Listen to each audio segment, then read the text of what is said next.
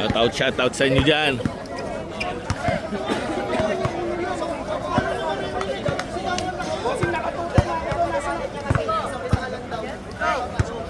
Diskusyonan.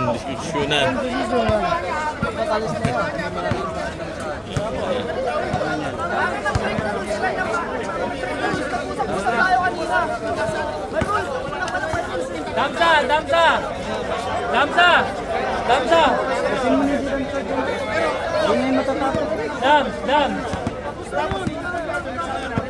Damsa. Tawagan mo na, diyan matatapos. Kaya nga.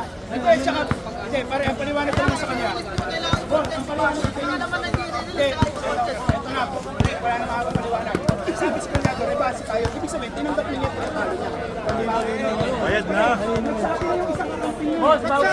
Bayad na kayo!